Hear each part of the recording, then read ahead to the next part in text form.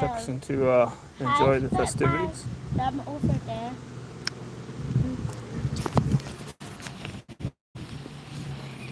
Come on. Come on, Mark. Come on. Follow me.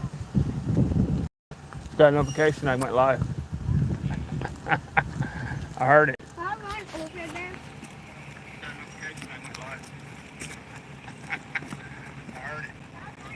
Like it.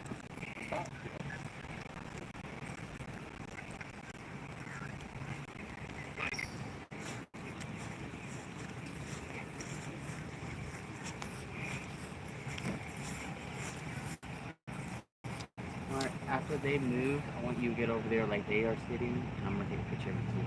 In the middle? Yeah, after they move.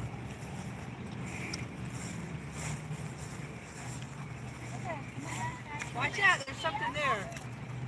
Oh. I don't know where Nick put his dog. Stuff. Somebody letting their dog roam park without cleaning up their dog's mess. She stopped watching. Oh, yeah. Dad, are you thinking? Say hi to the audience, Faith. Say hi to the audience. Hi to you. Look up here. Hi to you. So I did. I walked closer and closer. Hi. I'm finally able to touch you now.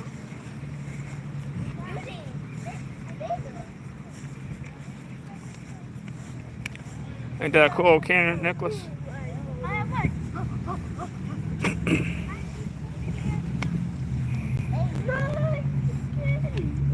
Watch your step because you're already almost ran out of one.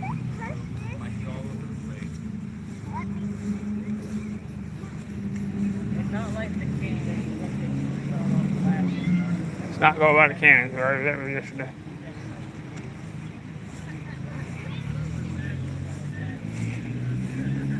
Right here. Over there. Right here. Over there. That was right here that I saw it. It was cool. Oh, loud. How fog? Over here, there's not fog on this one. Is that loud? On my live and like. See you do it, more people can start going.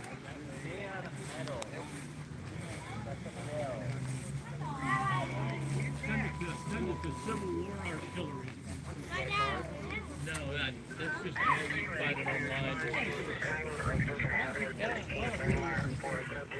I've got them. We're here. I'll make it a Morning and good afternoon.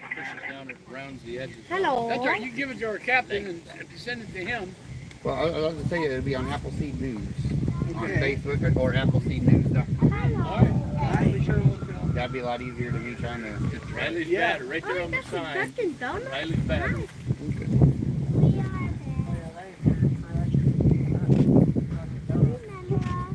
What do you got going on? What do you got going on? Appleseed News. Apple Seniors? Yeah, I cover this event every year. Oh, yeah? Yeah. Well, tell me a little bit more about it. You'll be on my YouTube live and then you reach out to people. Well, Appleseed News used to be called Richland News Network, and then we decided to go non-profit because of the community and everything. We just cover events, No, thank you. traffic updates, basically anything the community needs to know about. We do it for free. We don't charge. Oh, yeah? We're the only ones in the area that don't charge. We're about 4 years old now. We just hit 12,000 followers on Facebook. And then we have our website, appleseednews.com. Hey, I'm trying to tell you something. We run basically on donations. And, of course, my wallet. I pay for pretty much everything. Okay. Which I don't mind. It's a service to my community. If you go to my YouTube channel right now, you can be able to watch this later. Yeah. And then you can see how many people it reaches and stuff. I appreciate it. I appreciate it a So lot. my YouTube channel is Michael Lark. My grandfather used to work in his MICHAEL. MICHEAL. AEL. Okay. Yeah, AEL. What was your last name? LARK. Okay. CK. R.E.A.C.H. Yep. On YouTube. Yep.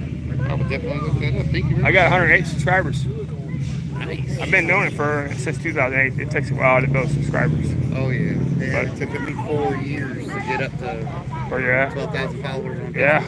And I think I got like 8 subscribers on YouTube. Oh yeah. Yeah. I don't use YouTube except for to post long videos. Okay. Well. Anyway, you got a card? I don't use that. I don't use the digital. Callie, come here. Can you take a picture of this so I can look him up and follow him on YouTube and stuff. Well, I think I've seen him before. Oh, really? I believe so. On YouTube? I think it's YouTube. Actually, I seen you at another event. Probably. Thank you very much. Oh, thank you. Nice to meet you. Nice to meet you. Okay. Well, you brought your wallet? Okay. Yeah. Well, we're not just gonna run over there right in a second. No. I was just making sure you had it. There's sleeping quarters for what it's like back in Civil War era times.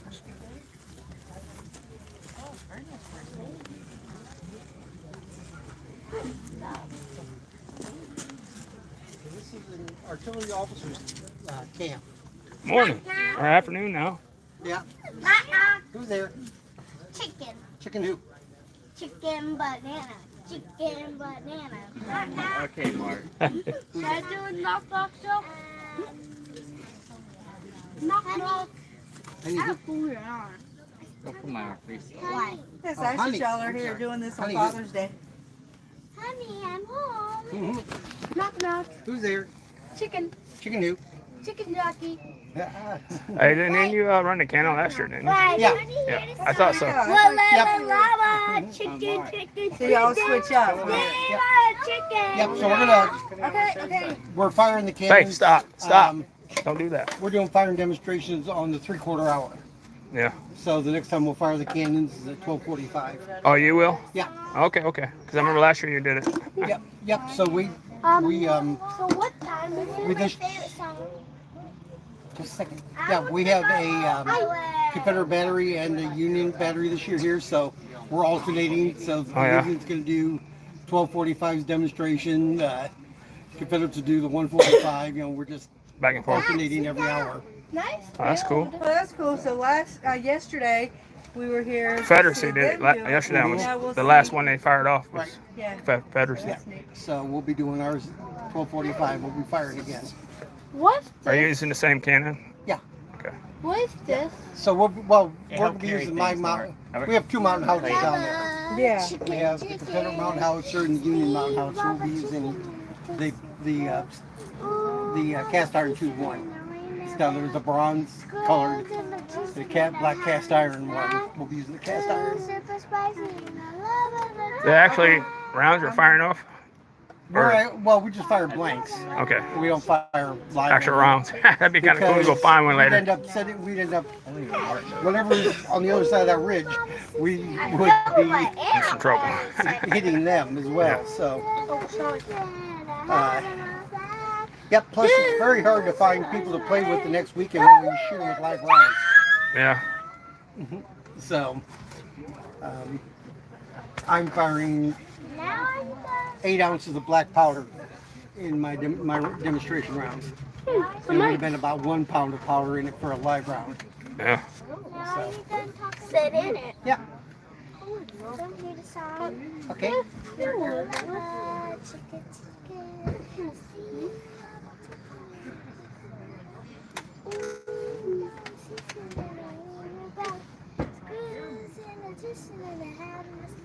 Have you seen the Minecraft movie?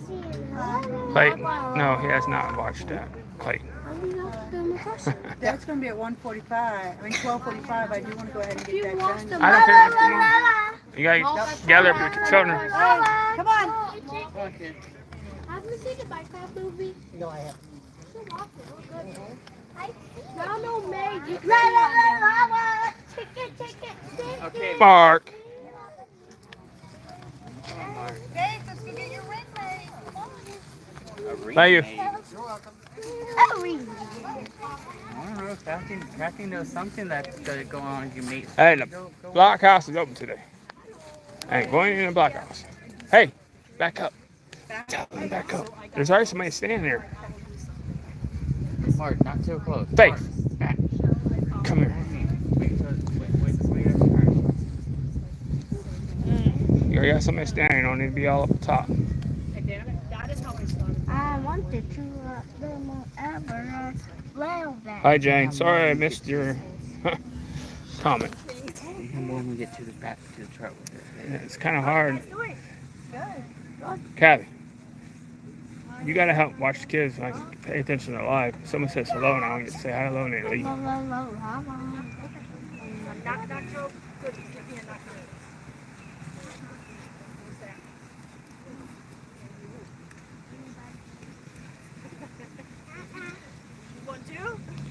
Hello. Hello. How you doing today, brother-in-law? Good. Mark being a good boy today? Yes. I think you can make rings or something here, Mark. Clay. She's trying to conduct business. You guys need to chill out. Come here. You can see these fine people are standing there before we walked up. You gotta let them conduct their business before you just do stuff. And also, they did to them. Not. Did you hear what I just said?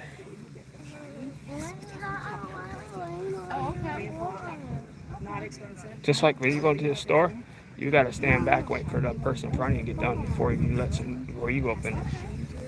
This is not done. I don't care. You should have done it. There's an order in which things should be followed. Doing that is not proper order of things. You guys gotta learn how to do stuff.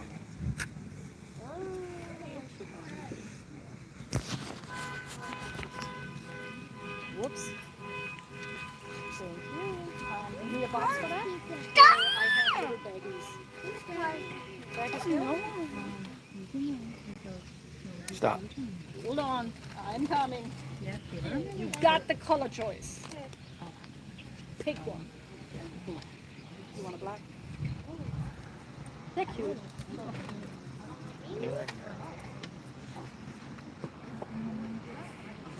Kathy, Thank you. Enjoy. get them to stand back further. Stand back further. Faith. Thank you. She was telling me yesterday she got an estimation on her side. Yeah, and I forgot the spot. It's okay. How about we see if she's got any chains and maybe we pick this up. She got the ring. She's gonna see if she can find a ring small enough, but I don't think I have small enough, but sometimes I do adjust. Can I tell you enough? Another one? No, Sure. That was the other kid. He hasn't had a kid. Oh, okay, go for it. Who's there? Chicken. A chicken? She had a chicken. Who? I do a different one. Okay, chicken who? Chicken jockey. A chicken jockey? Yes. What's a chicken In jockey? my movie. Oh, this one is an now back adjustable. in. That is Zombie still body too big for chicken. you. That's a Silly stuff. that's a little smaller, but still too big for you. It's okay to be a kid, but some things are not time to be a kid. These charms. This is Yes, they're actually, I mean, these are charms, but they go also, you could, Oh, I So, know what you're saying. you can, I mean, basically, this is like a hoop, Yeah, okay. and it's coming very tight, so you don't see the hook. right. It comes really down, and then what you do is, Can we do that? Feel that they. and they actually take out, I had it. No. How about you take the heart? Okay, look at these hearts. They're fighting over there. Because those ones, you can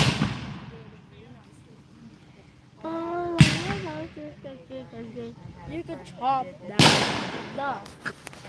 Both of y'all can stop. Jonathan, start being a parent and parent these kids and tell them to stop. I might bust a thing in the face, you guys. Pissing me off. Mark, Can I hear? get that. Can you hold on a minute, please? Get that. Hold on. Clayton. Nicholas. Put what you got in your hand down. Put it back. Those are like, you can carry them around. And come here. These here is really pretty. We got a new store. So is that one really pretty? So you can talk to your daddy and then show him which one you want to buy. Say, Dad, how much is that? So tell Daddy you need 5. What's it for? It's a charm that you put on a necklace. And I have plenty of necklace chains at the house. Hey, this is cost. Yeah, I know, but you need to put that one back because we said we're only gonna get one. We don't have a whole bunch, Nick. That only girl. Hey. We don't need that stuff. Put it back. I never let it look awesome. That's all girl Yes. stuff. Joy, this thing is supposed to have. Wow, man.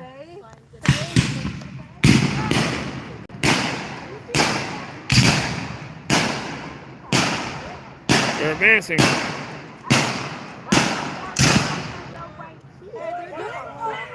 you a girl. And you don't need it. Dad, see what they're doing? No, pick one. You're welcome here with me. We're having a little skirmish over there. Yep. You gotta stand back.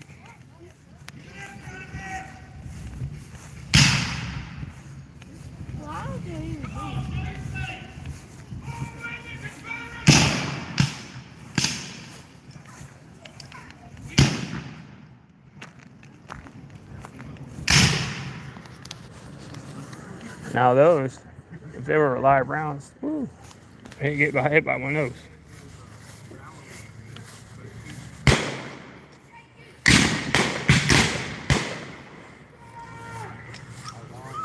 Got one that went down.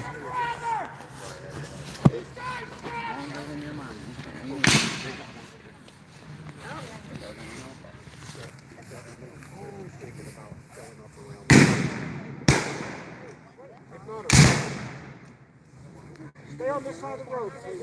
No, you go up to the road, but don't go across the road.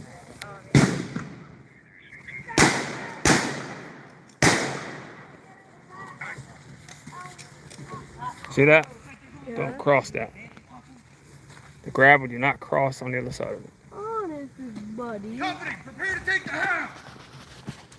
Advance.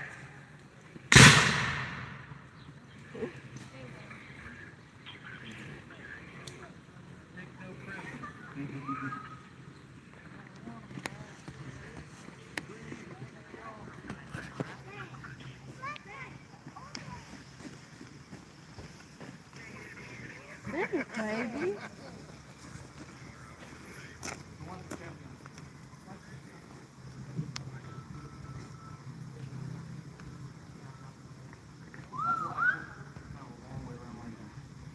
The Union soldiers still got the Confederacy.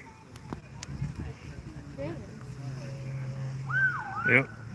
The ones in the dark blue are the federal uniform officers.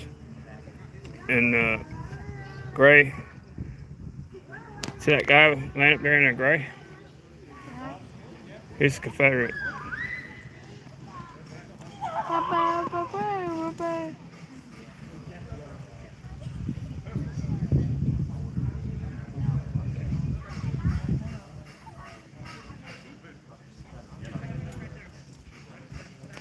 They're immortal. They got back up. That's why they call it reenactment.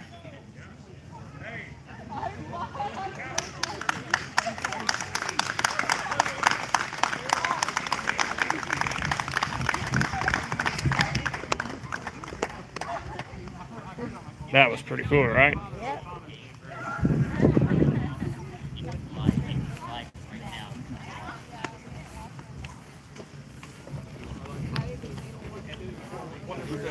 Hey, where's my wallet? You got my wallet?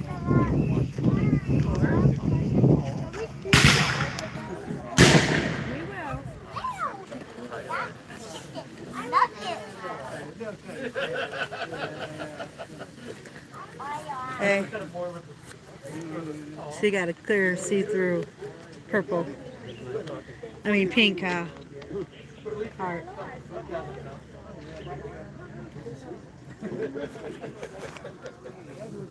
There's Lincoln.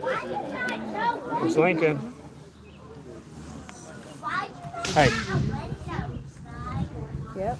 That was it, so they would let fresh air go in. See, if the window on that side, and there's a window there, it just opens. It is glass right there, just glass compartment. You stand right here. Wait, let me come over here. Yes, it is. It's exactly just like stand what right was there. there. That one's closed and that And one's you want to stand over here and you'll see him. Is this Sissy over there? Yeah. Why don't you come over here?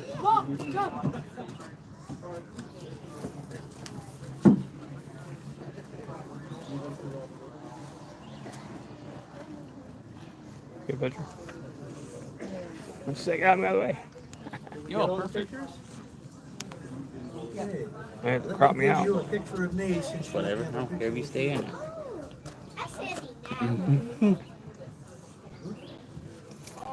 Oh, I don't know. You on the corner. Got a quarter. Penny. They're on the penny. There you go. Fast. And if you want to find out what other one it's on, I learned this in school. you did some. I saw the dog. You know, if you know what you could do if you'd like to have another picture of me on paper. You know who you could ask for it? Do you have a grandma or grandpa? Tell them you. I got a grandma, them in Florida, not in Ohio. Oh, okay. Yeah, that is cool. Question. Are you actually on the window? Hey, no asking stupid In questions. Florida, okay.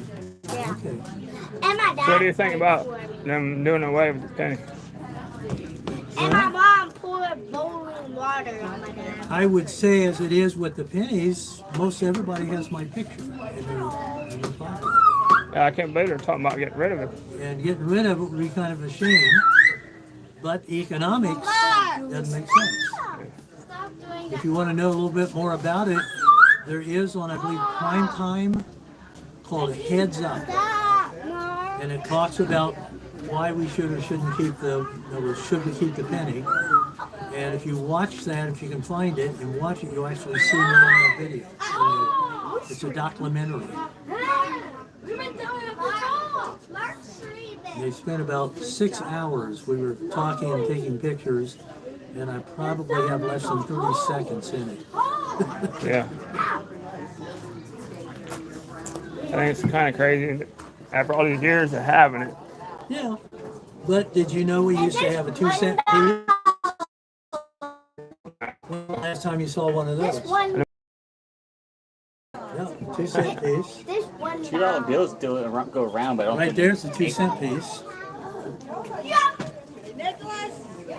And the reason I carry that is that during my administration, I called for prayer and fasting 9 times. you want a picture of it, Mike. Yeah, I want to get a picture of this. So it's 1864. So I was elected in 1860. Last year was 1864, and it's a 2-cent piece. Look it up. And on the ribbon on the shield, what do you think it says? It's all blurry. There it goes. 4 words. And In God we trust. God we trust. That was the first coin. And I wrote a proclamation that it would be allowed on our coins. Do that one too. And it was an 1862 2-cent piece. Look it up. You'll see that it's It's taking a picture of it. I'm definitely looking it up. That's pretty cool. I was doing a program and told someone about it, and they said, well, I'm gonna send it do to you you. but know you're gonna have what to was zoom the up on first it to coin it actually was be able to on? see a good shot of it. I'm gonna send it to you. And I said, I don't know, maybe a penny? And they said, nope, it's a 2-cent piece. So they made me smarter by telling me, and then he also was a coin collector, so he found one for me. Nice video. Really? That's your uncle? I got. Is that Uncle Bill? Why does house have wood? His name is Uncle Jonathan. Uncle Jonathan. Okay. Yeah, that's my. I had an Uncle Bill. My Uncle Bill had a nephew, my still brother-in-law, in the hill. that's my son. So, And made up. Look, Dad, they're doing in that house too. And you are Stephanie? No face. Faith. That's quite a challenge to have Faith. yes, it is. 2 brothers. Kate and yes.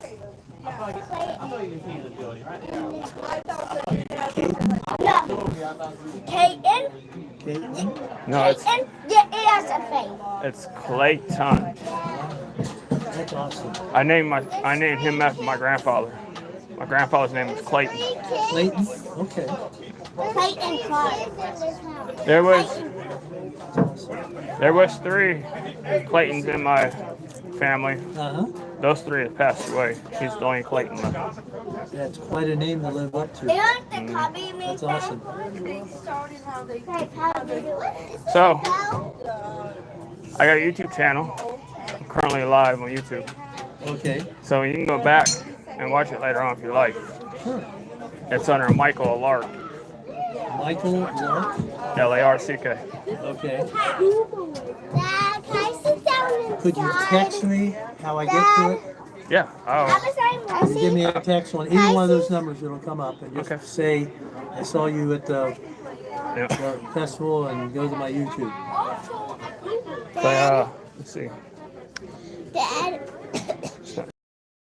But it's got on Facebook how it has the banner of what Okay. you guys stop. Dad, can I sit inside? Why did It's got the banner you guys use for the Facebook post for this event. Oh, okay. So it'll show that Oh, okay. because I used that as a thumbnail. Okay. So it'd be easy to find. Am I real? Oh, my God. Does that look real? Yeah, I'm real. So why would you think I'm not real? And your ears look like elves. Well, That's let me show you something. One time when I was out on the circuit, which means I go from little town to little town. There's somewhere. Can't find it. There it is. I went from little town to little town like this. It didn't have a court. So people would have, they would have a trial with them. So a judge would come with me and maybe 6 or 8 or 10 lawyers. And when I was doing it one time, the guy came up to me and says, I believe this belongs to you. And I said, it does? He says, why do you say that? And he says, well, because one time someone gave it to me and told me if ever saw anyone uglier than I was, I should give it to them. And they gave it to me, and I've been carrying it ever since, trying to find someone that's uglier than me so I could give it to them, but I haven't been able to find it. So you said my ears look kind of funny, and that's why he called me ugly. Because I look kind of funny. Give it again. You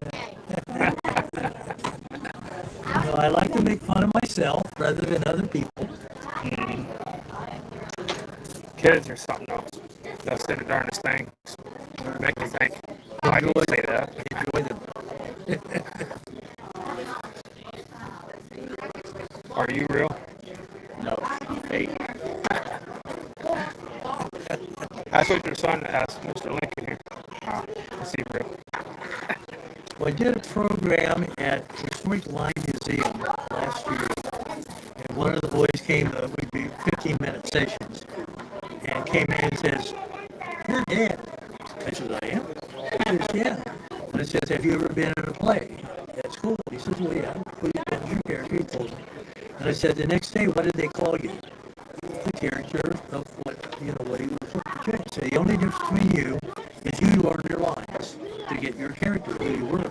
When I put this on, I know my character, I become Abraham Lincoln. And I tell the story. So I am an actor the same as they were. Yeah. They do. Excuse me. Hi. Hi. Nice hat. Thank you. Good afternoon. Afternoon. Hey, All right, let's go up there. I know you want to see the cans. okay, come on. All right, sir. Let's go. 15 minutes, I'm gonna be over here in the shade, God bless you. talking about my 4 years in the White House. Really? At what time? 1 o'clock. Okay, 20 minutes. Yep. We'll see you shortly. Finish you off. Hey, hello. And 1 o'clock, where at? We're gonna move those benches over in the shade. In the shade, okay. At 1 o'clock, he's going to tell about his 4 years of him being in the White House. Oh, cool. That's cool. At 1 o'clock, you said? Yes. Come on, kids. I don't see you. What are you doing?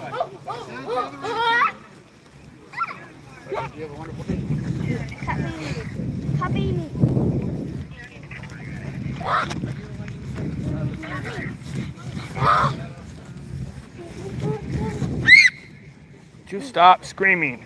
That's unnecessary. You scream again, I will fight you. It is bring your own plate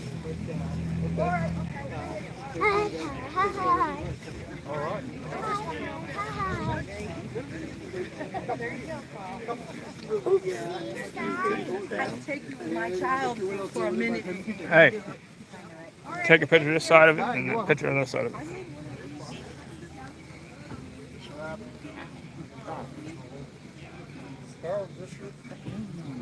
No, that's yours, Dad. Yeah. You need to have fun. Keep up the stupid stuff, we're going to have a problem. Come on. You got to walk into the tree. You need to watch where you're going. That sounds very nice. Okay, come on, let's go. Okay. Very delicate shots. We're making our way over there. I have my mom.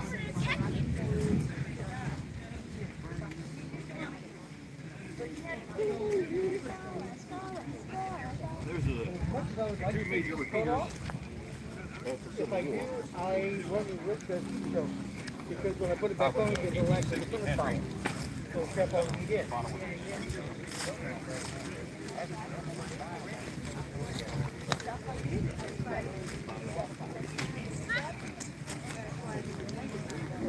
Hey, you got to stand away from there. And you're going to be over here in the next moment. Over this way. How you do it with that? Mark.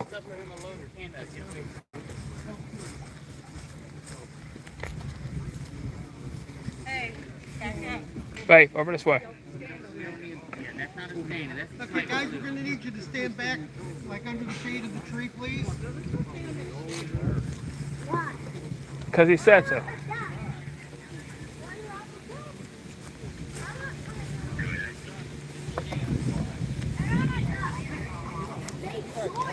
I want to be over there. Last time I was over there last time. Well, different. Some people do things differently, so. Different one.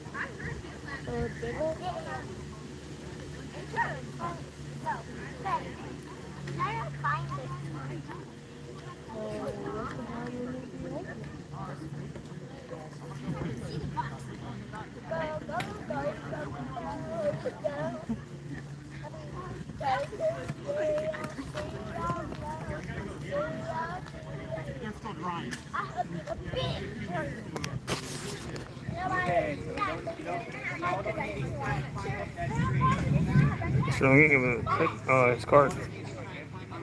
That's cool. John W. King.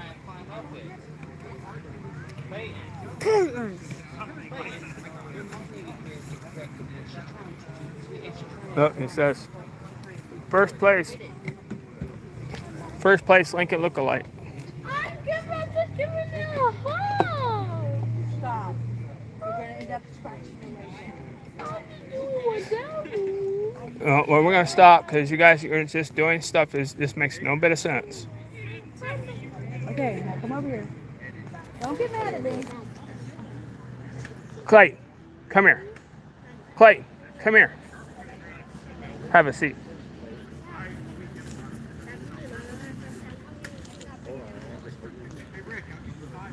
It's different between having fun. You guys are going a little overboard. Faith, Nicholas, over here. Have a seat. Have a seat. Okay, we're about to start the artillery demonstration. Sit down. Yeah,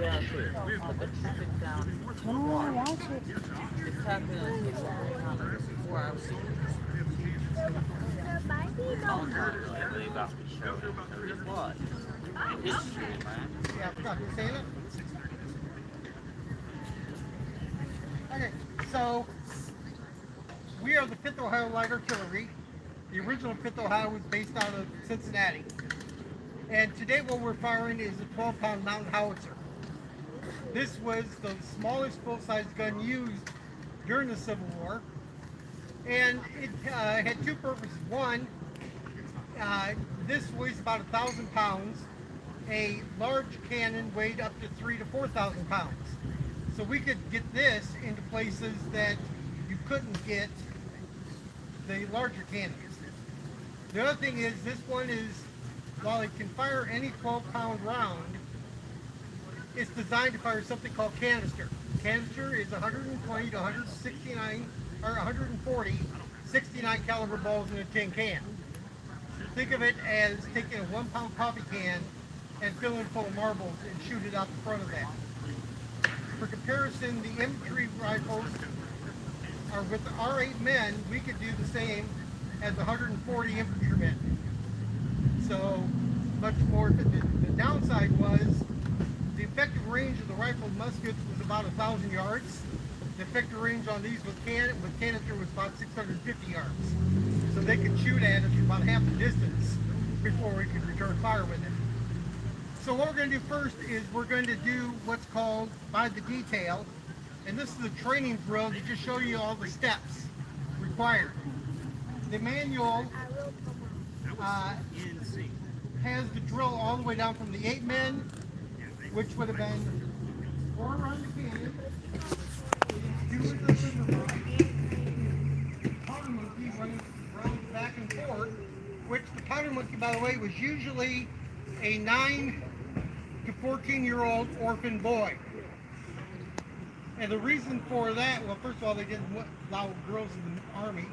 But the second thing was, if they got the quickest way to slow down the rate of fire on an artillery piece was to kill the powder monkey. So if the powder monkey gets shot, then I don't have to write a letter home to the family because there's no family. So, okay. Attention to Cashman. Load on the detail. Load. Another bit. Or take them to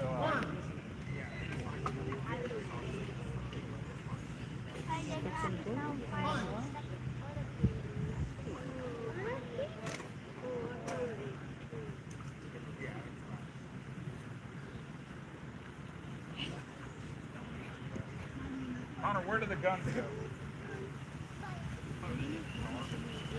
Now the truck unlocks. Hold on there.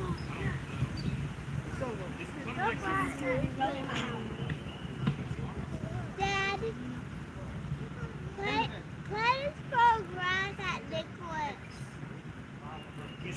Kathy. Dad. Okay. Kathy, you need to tell him to stop. Why? Tell Clayton to stop throwing grass at me.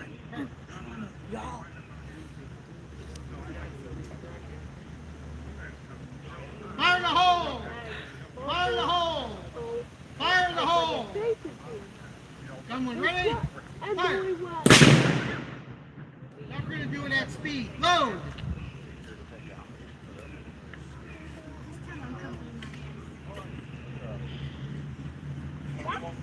That's a lot of smoke. Yep, that's loud too, huh? Yeah, I screamed. That's scary. I saw like one. I was scared of our gray down.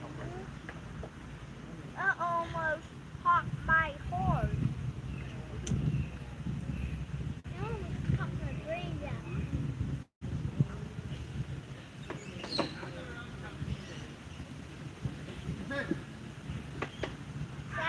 Everyone ready? Fire! Kill the bees.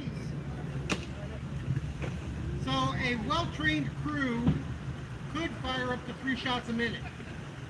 Now, in firing 3 shots a minute, they would be skipping steps like the worming and the sponging, because the worming was not so critical, because back during the Civil War they were using a cloth bag for holding the powder, so theoretically it was consumed in the explosion. Same thing, the sponging was really to clean it out, not to extinguish sparks. At least they didn't care about the sparks, so they would skip some of those steps to just basically load fire to get the 3 shots a minute. So that concludes our demonstration for now. The Confederates will be firing their cannon at 1:45. So thank you for your attention. If you want to come up, talk to us, look at the cannon, we're more than happy to talk to you.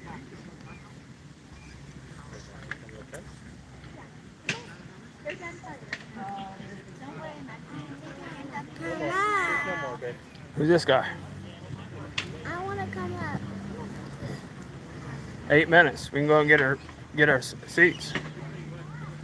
I want to come up. No, we're gonna go over here, Mr. You remember you was talking to Mr. Abraham Lincoln, the president? He's going to explain his 4 years in terms in office. Come on, Why Mark. are police here?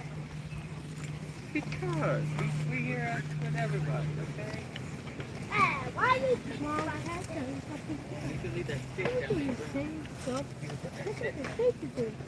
Because we only got the circle. Who's me? Time it off. Listen. Okay. I didn't see it. And why must close them tents? Hey, why do you Right there. Yeah, those won't go to the tree.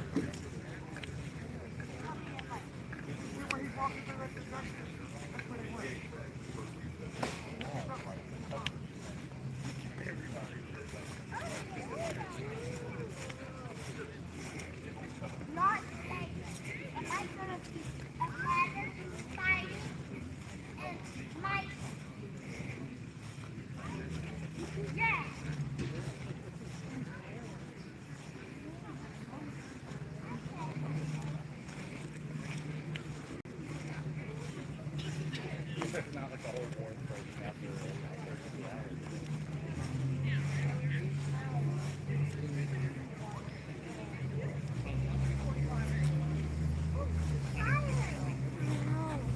You saw a spider? No, I She didn't say saw spider, she said fire. Oh, fire.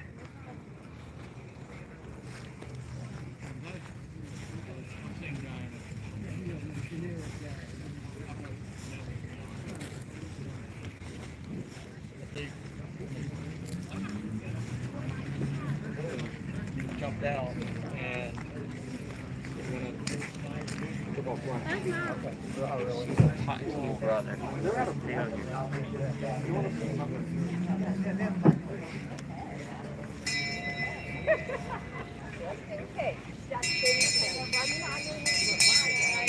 Mark.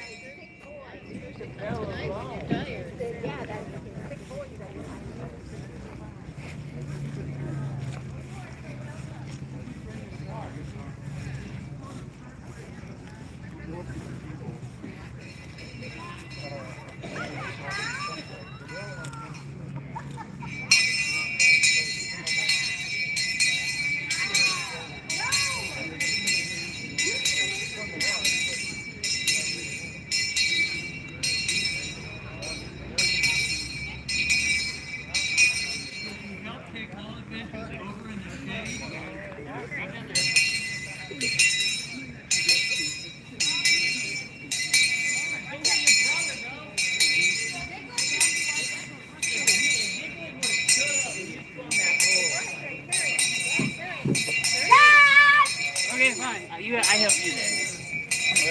No, get the bag. I'll get that. Oh, yeah, one on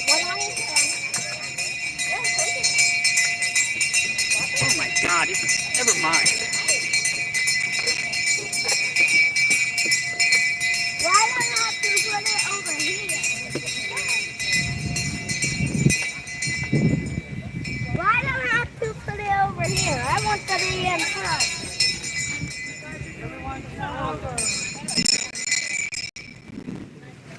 Right beside it. Put it right here. Put it right beside it. Right beside it. Back there. Sit it back there. No, sit it back there by your dad. Sit it back there by your dad. No, back there. Okay, I think it needs to go on the back row. There we go. Yeah, there we go. Okay. Now find a seat and sit down. I want to sit by face. By your dad. Come here.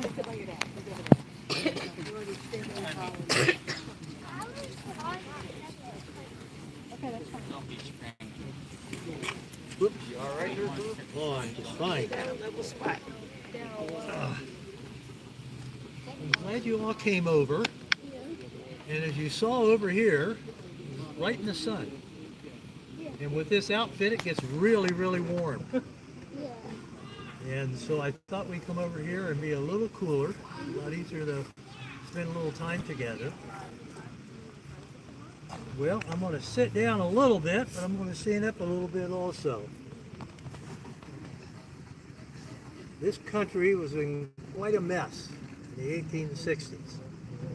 Stephen Douglas wanted to expand slavery into Kansas, Nebraska. And he passed a ordinance, a law that said that they could vote what we call popular sovereignty. And that when you go into that territory, everyone would vote whether they wanted to be a free state or a slave state. And because of that, that kind of got my dander up. And that's not right. Shouldn't be doing that.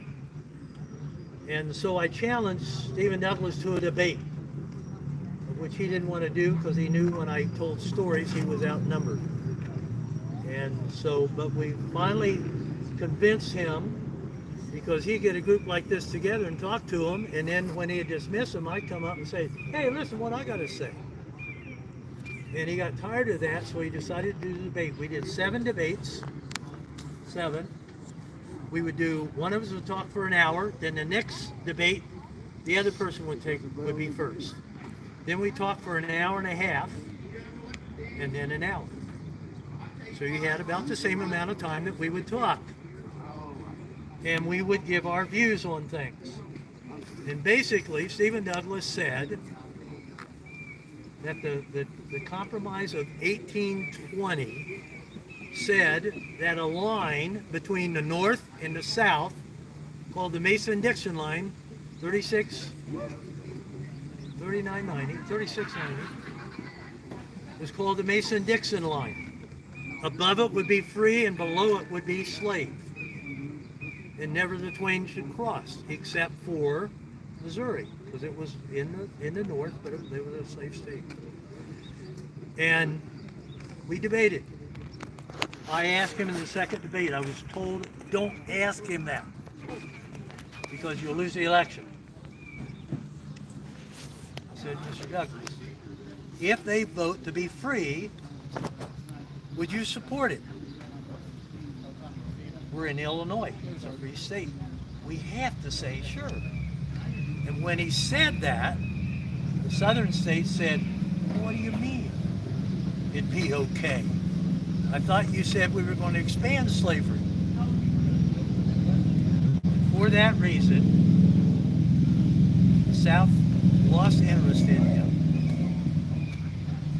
I had 4,000 more votes than he had. But I lost the election because the U.S. senators were elected by the state legislature. The state legislature would be elected according to what the candidate's views were. And he was a Democratic Party, and they had more people than the Republicans did. And therefore I lost by 8 votes. I threw my hands up and I says, "It's rigged. I'm going back to my law practice," and that's what I did. Well, a year later, right here, Mansfield, Ohio, the head of the Republican Party sent me a telegraph that said, "Your speech, a house divided cannot stand, half slave and half free." I think it's the best speech anyone's ever had against slavery.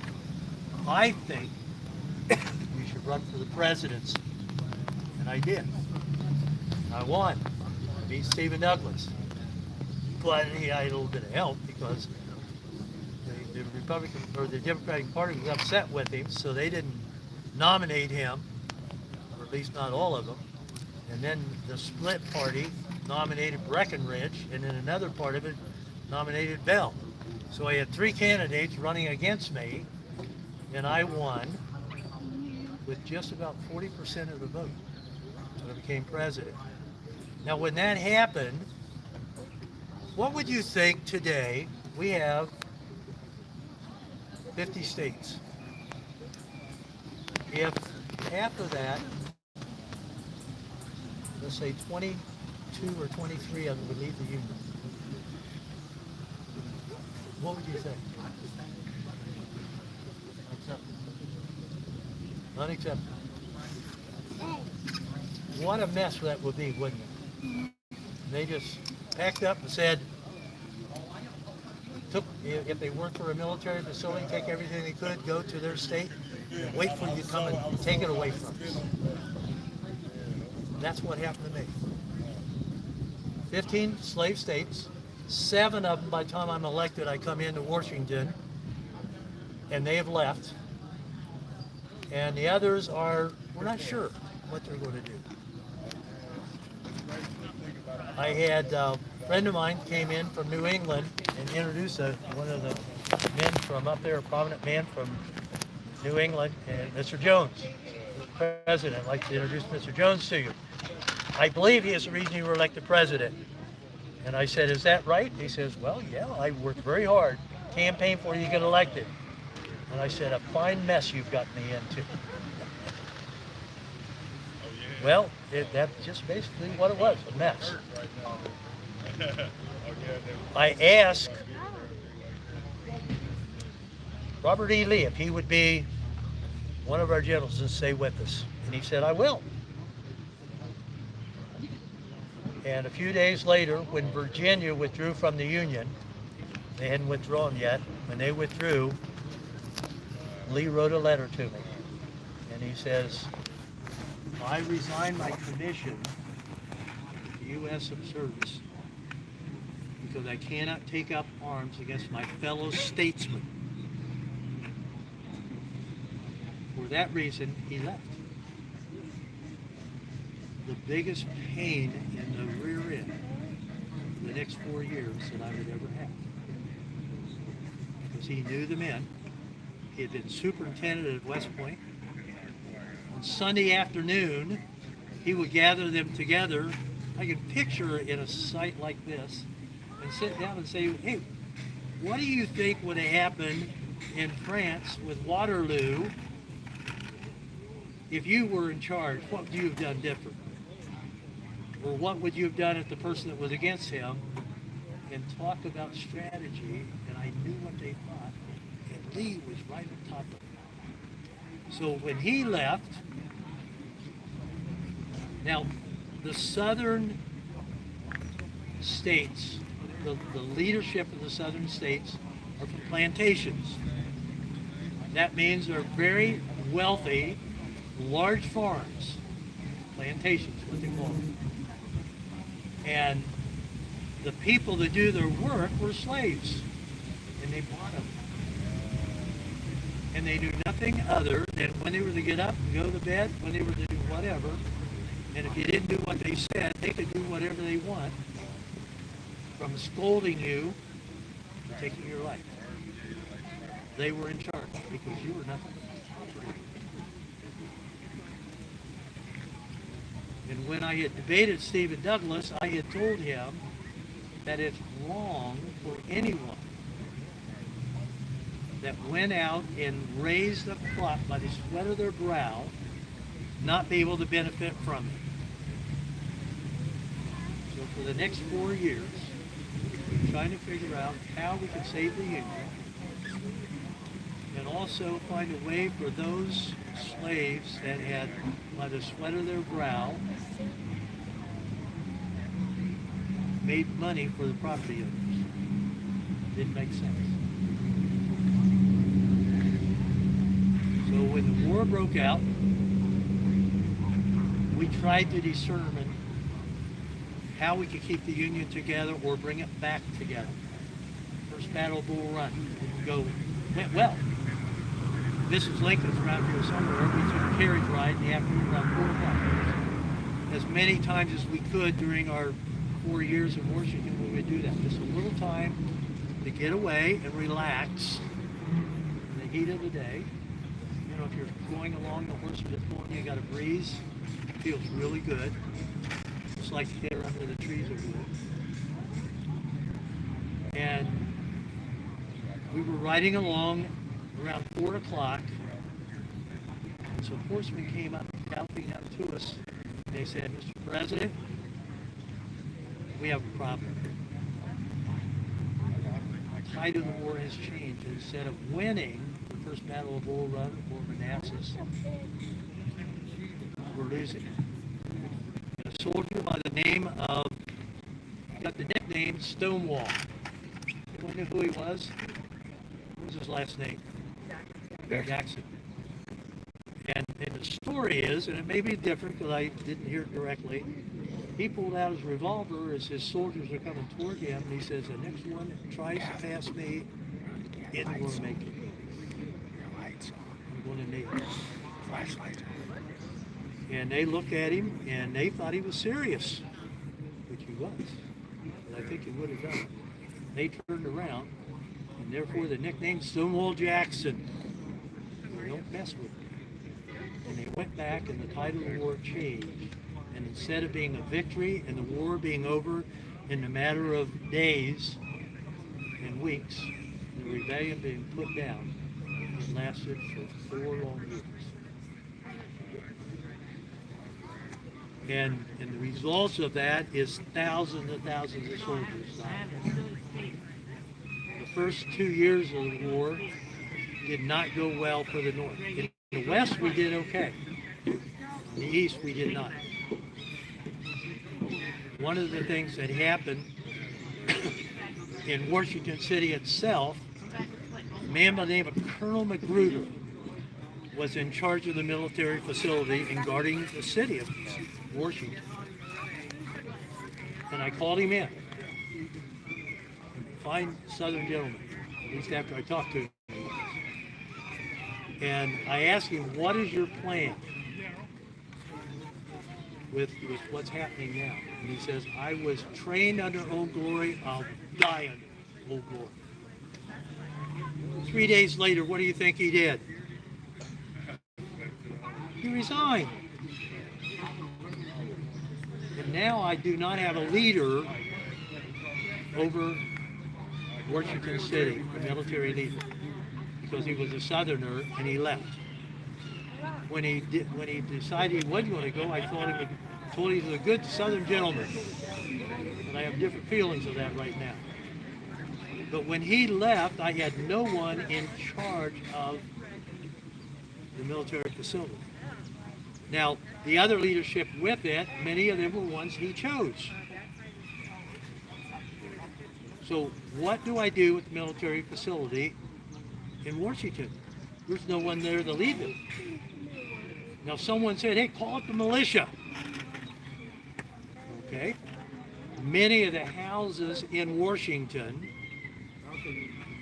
were owned by, who has a lot of money? The Southern plantation owners, right? So when they come to be in Washington, in Congress, they buy a house. They can afford to do it. And that's where they live. And if Mr. Jones is a Southern person that's in the Senate or House, and they would use the same house or different ones from Georgia or Alabama or wherever it would be, and they'd have a place to stay. So if I call up the militia are the people that work there for the Southerners. I don't think that's what I want to do. I don't think that'd be a good idea. So I call up the largest force, 75,000 men, I call. And they're coming down from New England and all over the north to come in and fight. And they come through Baltimore. They're attacked by the public people. So they have to fight their way through to get to Washington. Until they get there, who is going to protect Washington City? Anyone know? We don't have anyone in charge, and the few soldiers we have, we don't have the leadership. So I'm nervous. What happens if Lee or the others come up and attack? Well, they're in the same boat we're in. They aren't ready. And neither were we. But eventually the 75 made it into Washington, and we were able to put up a fight. First Battle of Bull Run, that I talked about. And then we went on and on. Our first leader was Winfield Scott. Winfield Scott was 75 years old. He weighed 310 pounds. And how many of you have problems with your legs? Called gout? Hurts a lot, doesn't it? And so when Winfield Scott, General Scott, would go to review the troops, he would go into where the horses were, and the horses would go in the back corner of their stall, hoping that they wouldn't be chosen to be part of the reviewing of the troops who were involved in any part of defending. So then we looked for someone else. The winner of the Battle of Rich Mountain was General McClellan. General McClellan, as he's going up, this telegraph's a new system we have, and it's really great. And as he's going up, he puts up telegraph poles, and he wires Washington, say, "I'm going up Rich Mountain for a great victory." This is McClellan. When he gets up closer to it, someone comes to him and says, "There's a farmer over here that knows this territory like the back of their hand." And he says, there's a back way in, so we won't have to go head on to them and get all shot up. But it's over what I call the laurels. And you have to go single file, and you can't ride your horses, because if you make one bad step, it's a long way down. So he convinced him that we should go in that way, so he takes a group of them, they go in. A certain sound of shooting certain the gun, a certain amount will let you know that we're in there and we're ready for you to attack from your end. The signal was given, the response never happened. 12 hours later, McClellan says, "Well, haven't heard from them. I think maybe we'll send someone in and see if they all got killed." And he sent someone in, and as they went in, there's no one there. 12 hours later, the battle was won. McClellan comes in. What do you think he did with the telegraph? Rich Mountain is mine, because he's the highest ranking officer, and we thought we had the best person. This is who's going to lead us through this war, is going to get over just like that. And daggone it, the 12 hours was his memo for the next 2 years. Every time he went to fight, I don't have enough horses. I don't have enough ammunition. I don't have enough men. I'm outnumbered 200,000 to 100,000. Someone asked me once, "Well, how many men does the Confederacy have?" I said 112,000. 1,200,000. And he looked at me and was shocked at that. And he says, "Why do you say that?" He says, "Every time we fight a battle, the officers tell me that we're outnumbered 2 or 3 to 1. And we've got 400,000 men. So that means they must have 120,000 men for 1,200,000. So we're outnumbered." Many times it was the other way around. So the war went on. Now McClellan, some of you may not understand it. You have to forgive me for my dirty joke. But McClellan had a tendency to be slow. In the case of the slows, he couldn't make up his mind. And I believe it's because he loved his men too much. He didn't want to lose them. So I went to visit him one time to kind of edge him on, get him in the fight a little bit. And when I went in there, he wasn't there again. He avoided me. But there was a carpenter there. And the carpenter came out and said, "Mr. President, can you help me?" And I said, "Well, what's the problem?" And he said, "Well, General McClellan asked me to build him a privy." Who knows what a privy is? Let's see. Do we have any here today? They're on the other side. They're right on the other side over here. There are little boxes there that you go into when you get a portable outhouse. That's a privy. And he said, I need to build him a privy. And he said, "Well, what's the problem?" He says, "I don't know whether to make it a 1-hole or a 2-hole. Now, these over here only have 1 hole because they're just little things. Okay? But if you built one with 2 in it, you'd have to decide which one you're going to sit on." And I said, by the time he made up his mind, it'd be too late. And those that didn't laugh, ask someone that does, and they'll explain it to you later. It's kind of like the blonde hair joke. No, So you get it. I'm not original blonde, so you're good. Oh, okay. You don't get it now, but you will in a few minutes. Right, yeah. But because of that, we went through about 5 other. We went through Pope. We went Rosecrans. We went through Hooker. Hooker was a good one. When I wrote him a letter saying, "I'm not sure I want to put you in charge because I think you'll become a dictator if you win, but I'm willing to take that chance because I need to win." And others. And then finally I put Meade in charge, and that would have been on July the 1st, 1865. Actually a week before that, a few days before. And Lee was finally taking his men up through Pennsylvania, looking for a victory and possibly getting to Washington and taking over. And when he went up there, he came to a crossroads where about 2,000 people lived. Anybody know what the name of it was? What was it? Gettysburg. And there were a couple Union soldiers that were there when they saw it, and they said, "There's some Rebs out there. They're coming up here, and a large bunch of them." I thought, "Well, what are we going to do about that?" And one of them suggested, "Well, if we look here, Cemetery Ridge is a high ground, and that would be a good spot for us. Because it's always better to be on the high ground looking down than looking up." So that first day they fought there. At the end of the day, Meade called all of his officers together and said, "We're going to vote. I think we need to move.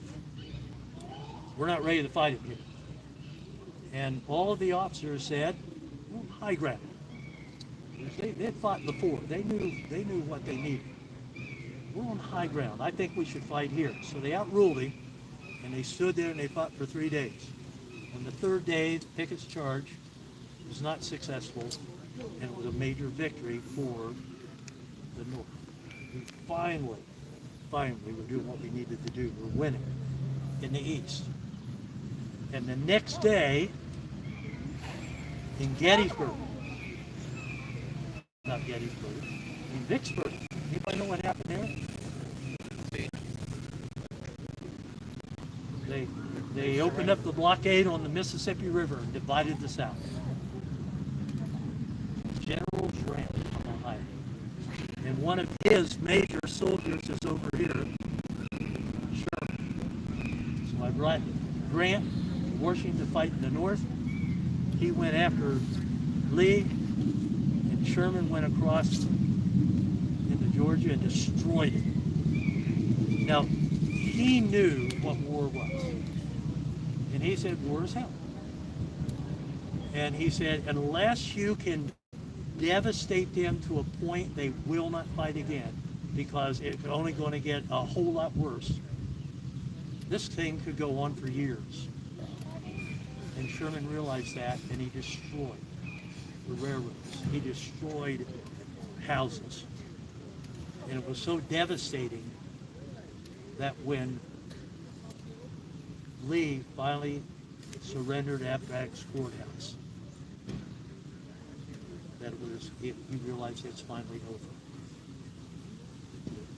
Now, all of these battles that took place, it's 5,000, 10,000, 14,000. Gettysburg, 51,000 men lost their lives. And trying to work through Congress to what we can do or should do or how we can do it, we had the governor of Maryland saying that those soldiers, the 75,000 I said were coming in, they're not coming through my property. They're not coming across our place. We won't let them. And I was given advice that if you let that person keep it from happening and speaking out against what we need to do to survive, we'll lose our nation. We are in war. We must do. They don't have the right to go into court. We threw him in jail. But he wouldn't, he was not going to be cooperative. And we suspended habeas corpus, because by the time you go to court and you do everything that needs to be done, this is wartime. This is our country, and are we going to survive? If we are going to survive, we have to allow us to do what we need to do to save the country. And we can't spend weeks and months and years doing it. We've got to be able to decisively do what we need to do. For that reason, the 4 years were the worst of my life. From day one, when I was elected president, I received a letter from a Southern Belle. And she says, "We have a great life here. Why would you think that you have the right to take it from me? You ought to take yourself out and hang yourself. You're not fit to lead this country." Why would they say that? Because they were in a wealthy family, had everything they wanted, and well taken care of. Why would they want to give it up? Even though slavery is wrong, would you, if you were a woman living in a plantation and had everything you wanted? Maybe not. For that reason, the 4 years were terrible for me. The decisions I had to make. My friends turned against me from time to time. My views were sometimes accepted, sometimes they were not. The fight with Congress. Now, one time I talked to a man, I was telling them jokes and that. I have a tendency to tell stories. And the stories have a purpose and to get a point across. But sometimes those that are around me, particularly in Congress, got a little tired of it. And the congressman said, "I believe you would tell a story if you were within a mile of hell." And I said, "Well, Congress is about a mile down the road, and I imagine that's about the closer we're going to get." It was a real challenge for me. Friends that Mr. Sumner's came over to our house all the time, the White House. Tad loved them and would play with him. Mary enjoyed his company. And at the end of the war, we were talking about the 10%. Or I felt we need to bring our country back together as quickly as possible.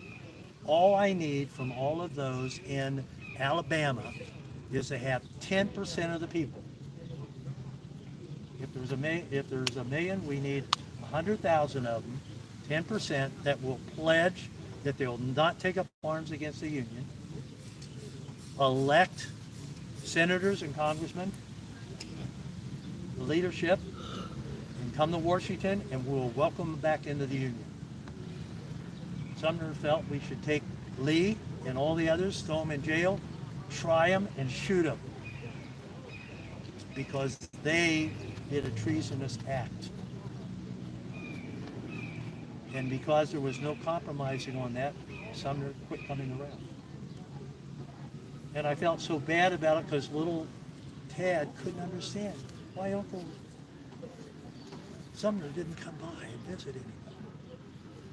And I wrote a letter to him. I says, we have to set aside our views and we must be friends.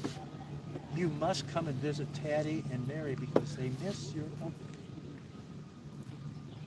Our views must not keep us from being friends.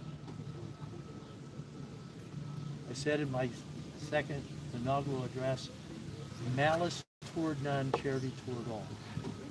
What I wanted was the family that had two boys that fought for the North and one for the South, that when the war is over and the four of them, whether they've lost a leg or an arm or they're in good health, I want them to come together, hug each other, and say, what can we do to help Paul back home in the house in Illinois? How can we come together and be one country again? And that's what I wanted.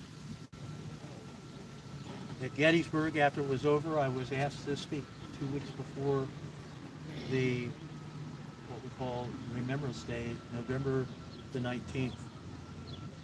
And I had 2 weeks to prepare to say something. They asked me to come because they had asked dignitaries, and they forgot to ask me.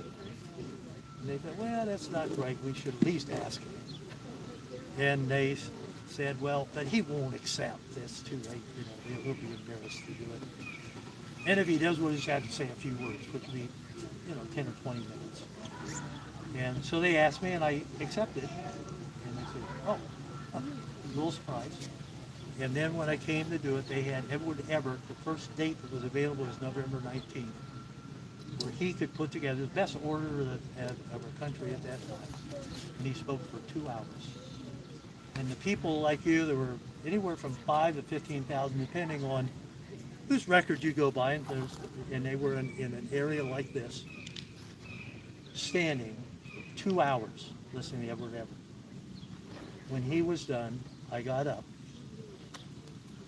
and I said, 7 years ago, our fathers brought forth on this continent a new nation conceived in liberty and dedicated to the proposition that all men are created equal.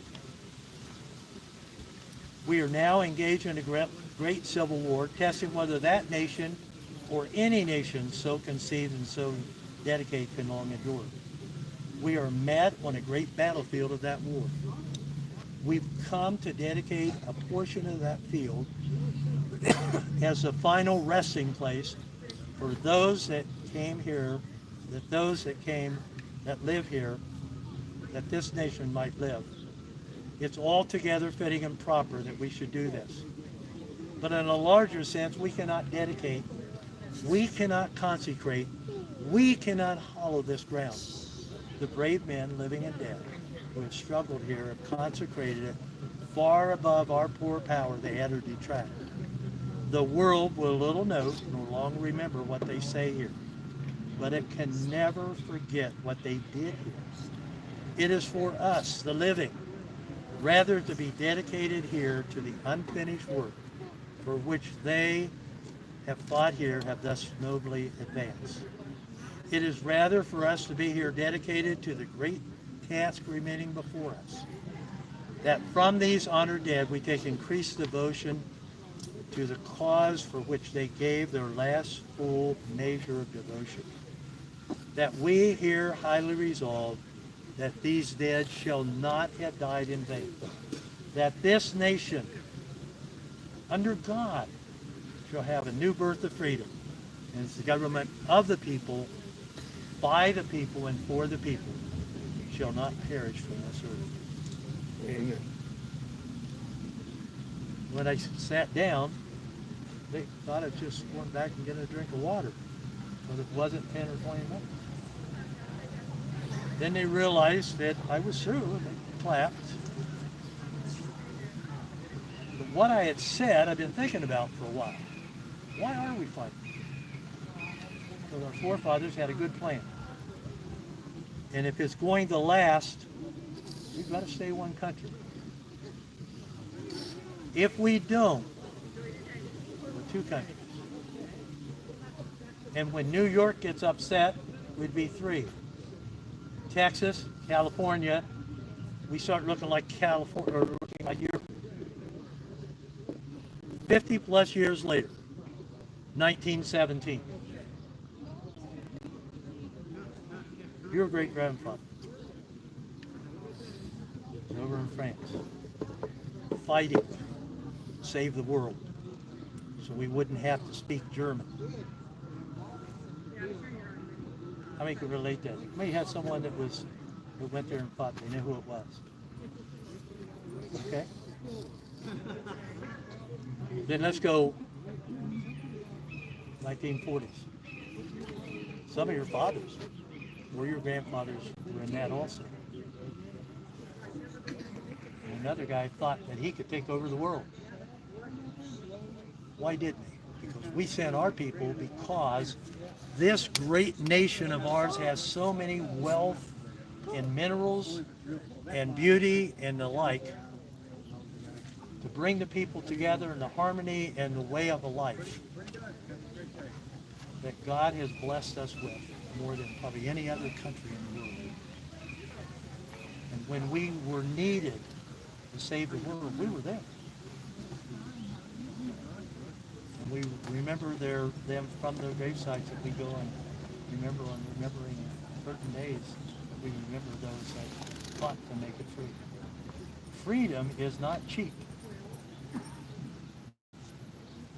620,000 lost their lives in the Civil War. That's not cheap. And we are thankful for those, and each one of us has members of our family of that. For me, as a leadership of it, I went to the Ford Theater. And the last thing I remember is when a joke was told about cousins from England. And everybody started laughing. And that's the last I remember. For the country, it was devastating. For me, it was the beginning of a glorious time in heaven. Each one of you, remember, God has done for us and the blessing He's given this country. Thank you for being a great audience. God bless you. God bless you.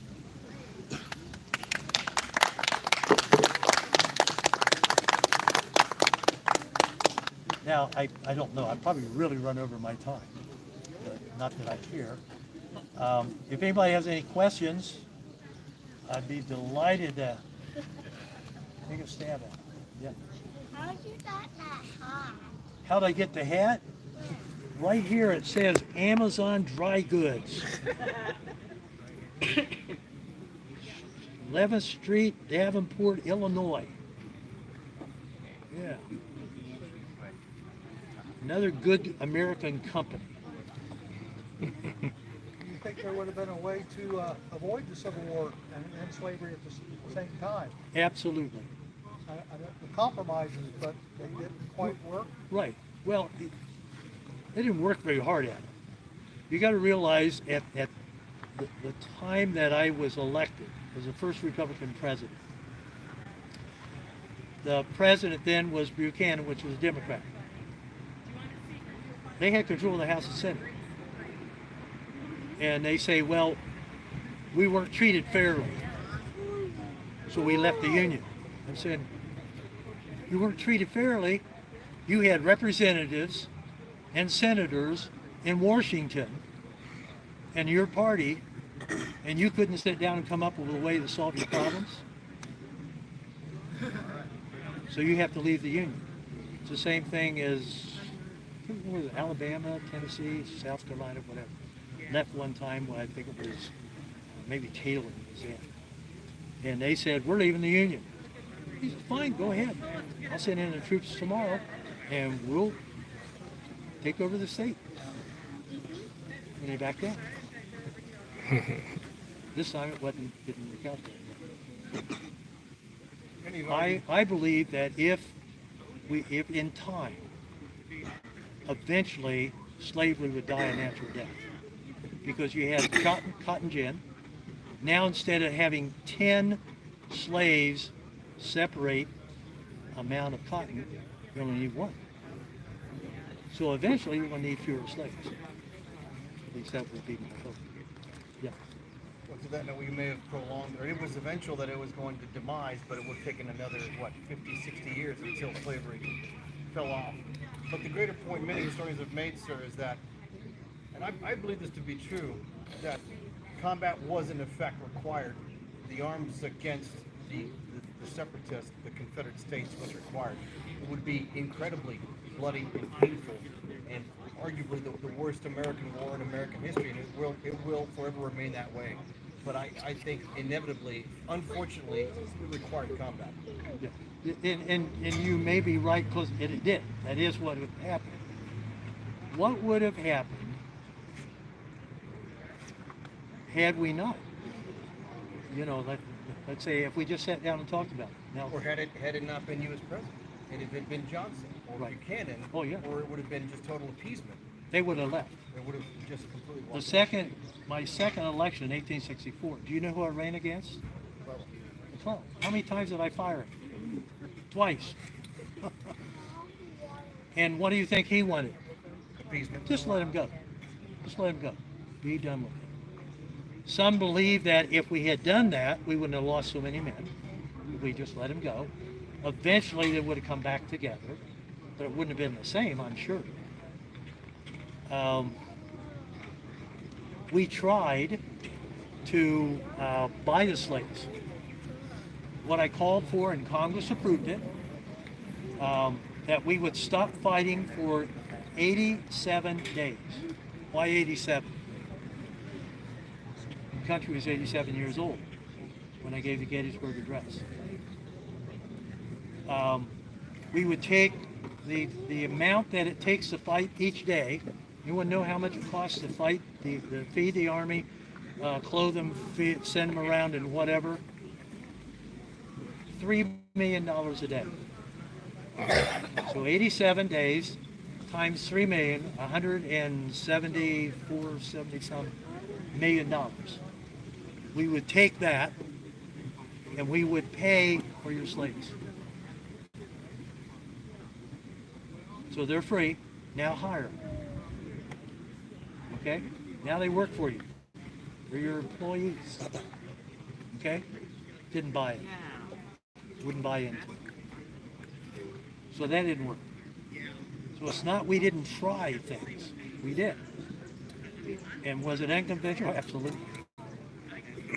And I'm sure the reasons, you know, there's rumor that also at one time early on, or even before I was elected, that the South was talking about freeing their slaves. And the story was that there was a minister in the North that just basically ridiculed them for having slaves and what terrible people they were and belied them. And caused them to say, think that way about us? We're proud people, and they were. They were proud people. They were educated people. And to insult them that way could have, had they not been insulted, it could have led to a peaceful transition. There are countries in the Caribbean that the slaves raised up and overthrew, and they took the leadership and they were in. And yes, it was bloody, but not nearly as bloody as what ours was. If the war had been over at the first beginning, or the Battle of Bull Run, what would not have happened that was important from the war? Emancipation Proclamation. We had to be going so bad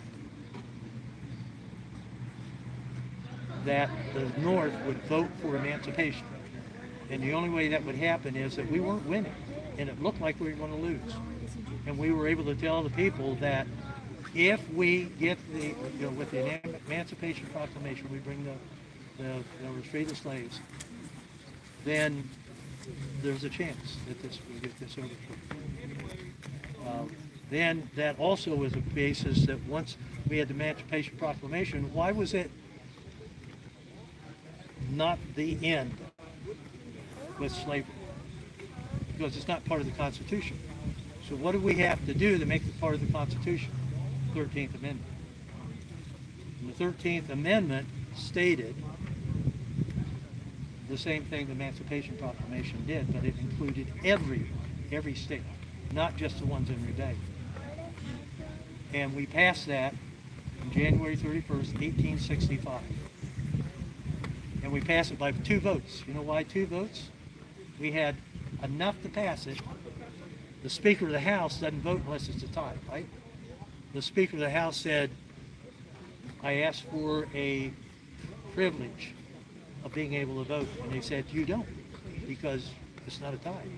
And he says, this is an historic event in our country. I want my name on it. And they allowed him to do it, and therefore it passed by 2 votes instead of just 1. So how close was it? 1 or 2 votes away from not being able to do that. Now that you needed 2/3 votes to get it. You had to have, because when I proposed it to my cabinet, they said we'll need 30 Democratic votes. It's impossible. And I said it may be impossible, but it has to happen. It has to happen. Because I knew once the war is over, there is no way the Emancipation Proclamation or the 13th Amendment will ever get by. So everything that happened during the war was all in timing. All of it was in timing. Lincoln, me, running for president, Stephen Douglas, everyone in the Democratic Party, because most of them, the power in the Democratic Party, were slave owners. He's going to be the 16th president of the United States, unless I run against him. And when I ran against him, all the papers came out and printed what he said. And I put in what I said just to be journalist.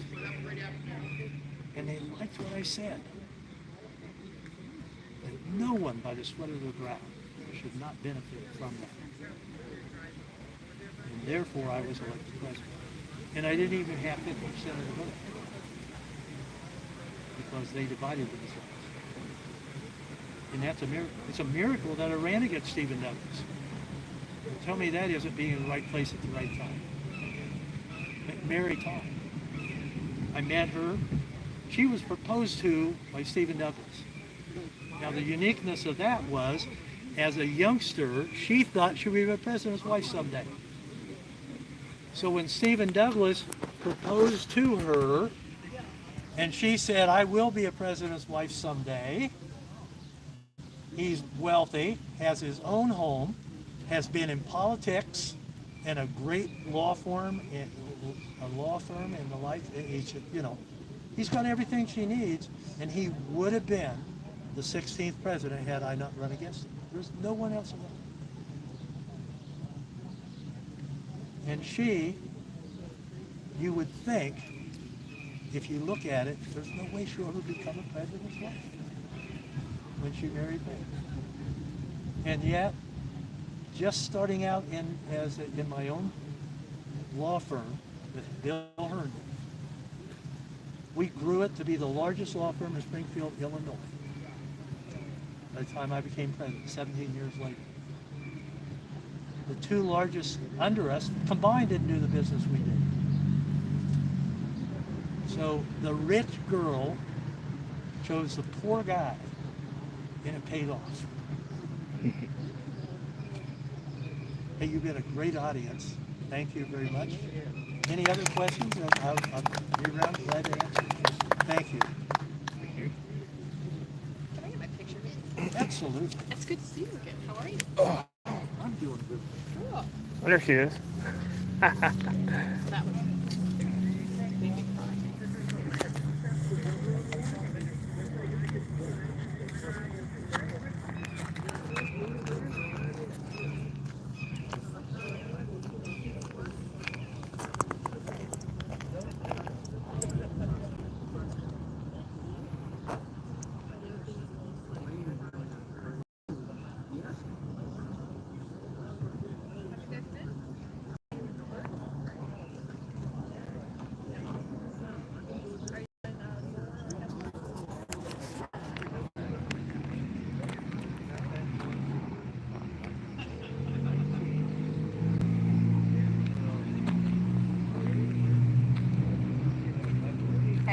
Where you at? He's over here at the bathroom, so I'll see if we can meet you over at the Blockhouse when we're done. Well, I'm going that way right now. Okay, so we'll meet you over at the Blockhouse when we're done. Well, make it quick because I don't stay out in the sun. I'm staying in this aisle when it's nice and cool right in a second. Yep, all right. Bye.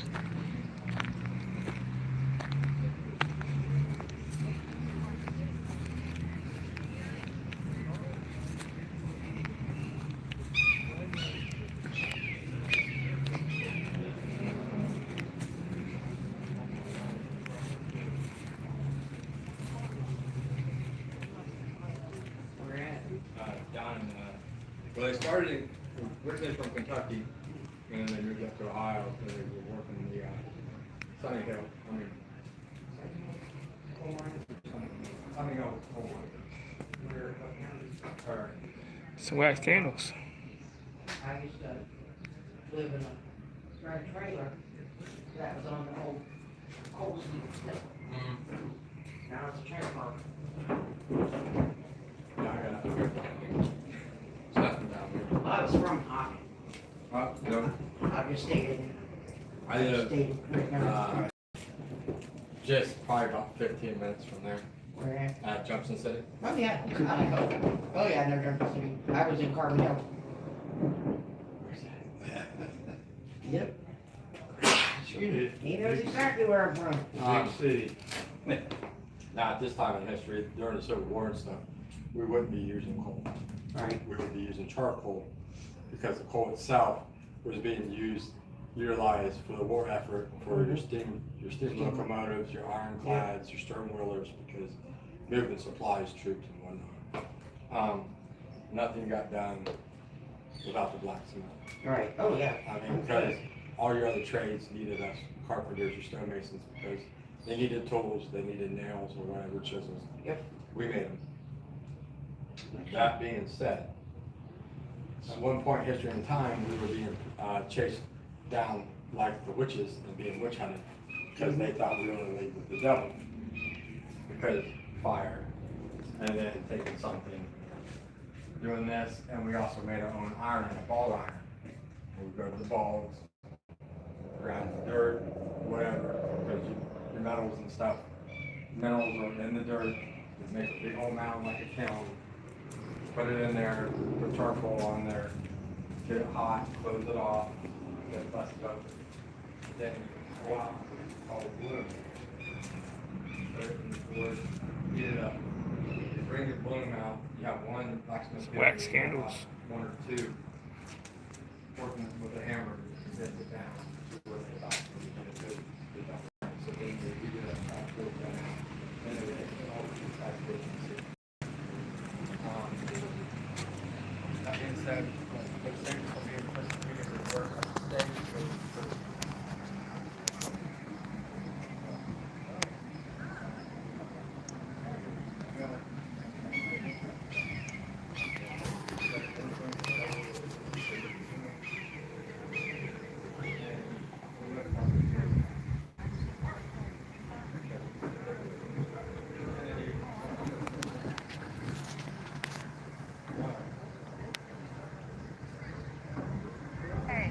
Hey, I got 40% battery left.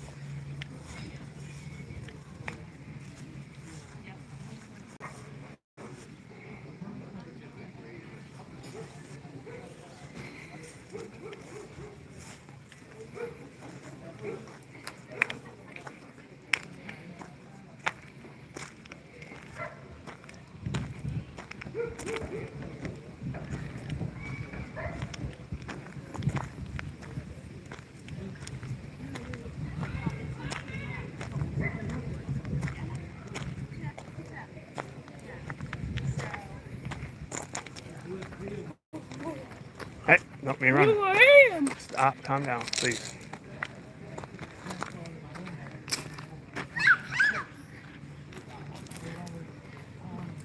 Yo, calm down, settle down. Hey. Gotta be good. Hey. You can wait. You can wait.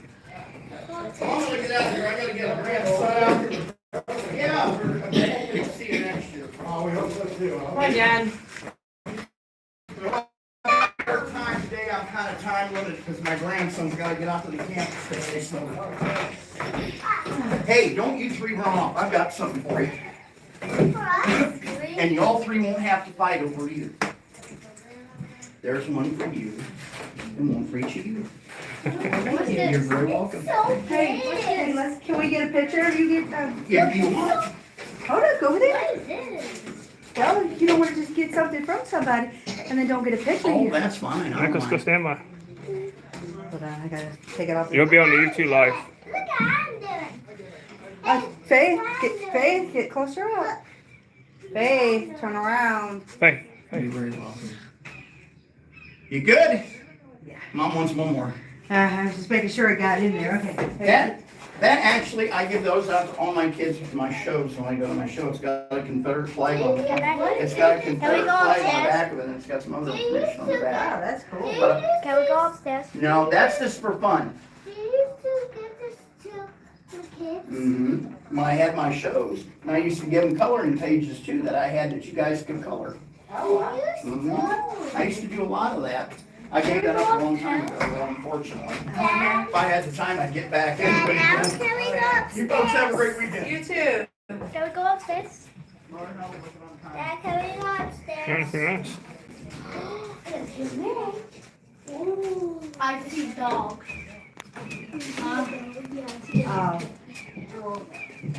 And your dad takes you up there, that's perfectly fine. He knows how to like the steps. Why are you up there? I've never had. What the hell is that? It's a trap What the heck door, is that? maybe, or something. Maybe that's startled you, I bet. Yeah, you stepped on it. Okay.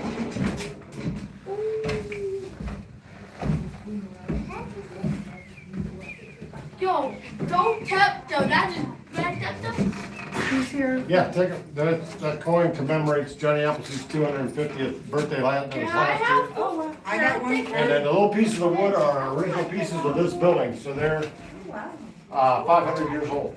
Because the trees were 300 years old when they cut them down 220 years So this ago. is like 300 years old. That's like 500 years old. Wow. Hey, look at he gave me. He gave you, oh, okay, that's neat. So can I have this? Yes. Hey! I want that. I got free toys on the ball. Yeah! Yeah, this building is original. It's, Johnny Appleseed left this actual building. That's what we just Yeah, said. that's I it. got free toys on the ball. Can we have this? Oh, you got? Yep, you can have that. Let's listen to what he's got to say. So this is like 50 years. Johnny Appleseed in this I building. see dog. What's that? What are you saying about Johnny Appleseed in this building? He left this building to run to Mount Vernon to bring back militia after Levi Jones was killed on Diamond Street. I see dog. Stop. Look at dog. I see dog. So, yeah, these original logs, he was in here, so.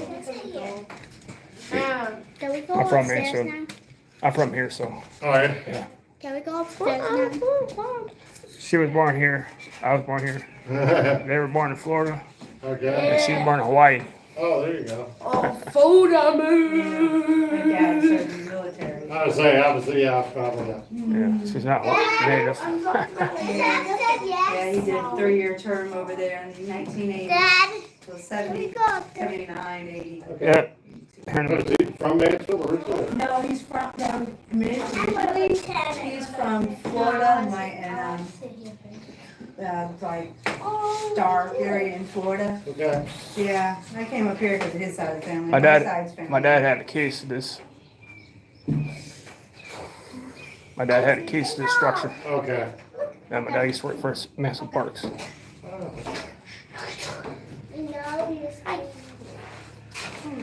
He retired from here. Why did you want to talk about? I was just walking that day. Yes, you must not do that. Yes, I know. Yeah. Alright, come on. Okay, Dad's gonna take you up there. Yeah. I don't get you. Walk No, you ain't going up there. Why? Good. Wobbly. Oh wow, they got.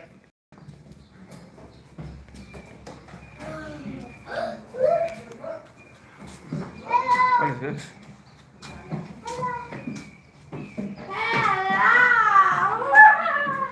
The Masonic Temple? That's not for touch. For look. I'm more curiosity, but I don't. I shouldn't really be smacking, but I'm really curious. The Masons have been in this building since 1814, and once a year they come back. Last week we were back here and held a meeting, so we just kind of left it set up. Oh yeah? I know you gotta do meetings here. I don't want Mark to come up here. He's really clumsy. Oh, candle. It was both.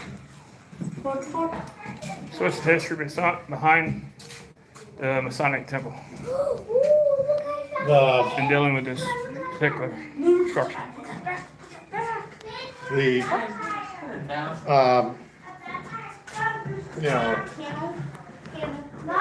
We grew from 8 members back when the town was founded to 5,000 back in 1960. And that's when they built the temple out on Lexington Avenue, that big brick building. Yeah, I've seen it. And finally last year it dwindled down to 800 members, and we finally had to get rid of it. So.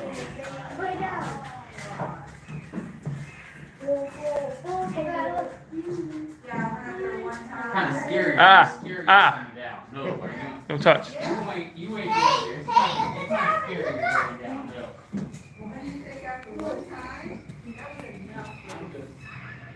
scary going down. No.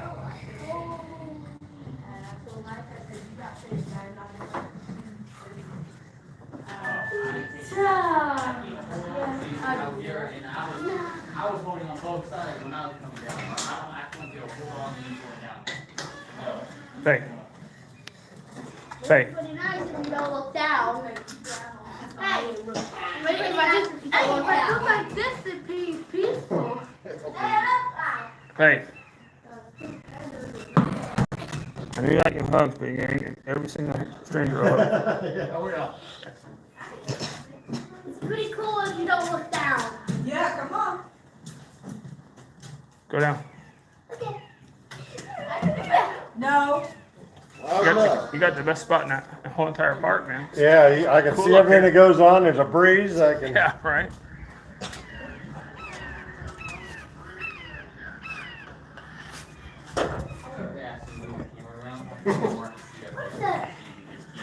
Hey, Hey. Mark wants to see it. He wants to see the whole thing. Keeps you from falling out.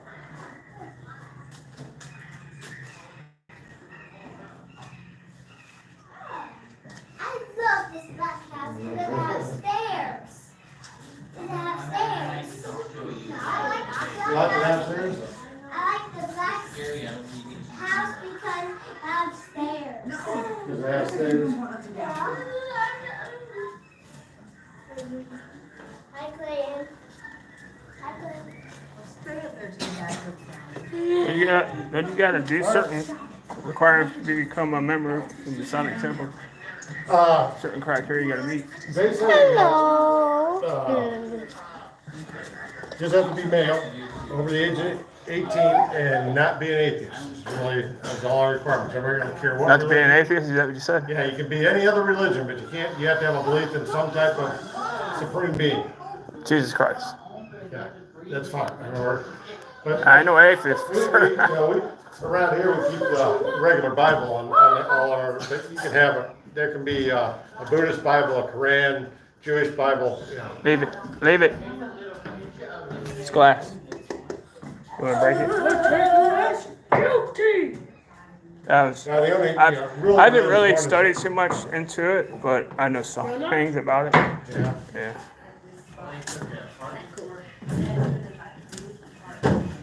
I think the judges So, what's it called? Oh my God. Mace? I don't know what it's called right. Masonry or something like that. Masonry, yeah. What's that? I mean, teach me something. Yeah, it's just a group of us. We don't have any real set agenda. We just try to get a bunch of guys together and by having a bunch of good guys together, you get stronger. Just, we don't talk religion, we don't talk politics, we have a little set ritual that we do to open and close our meetings, but it's basically just a social fraternity, and it's all walks of life. And we believe that once you walk into the lodge room, it doesn't matter if you're an attorney or a carpenter, you're all the same. Leave it. It's not to touch. Kids, you look with your eyes, not your hands.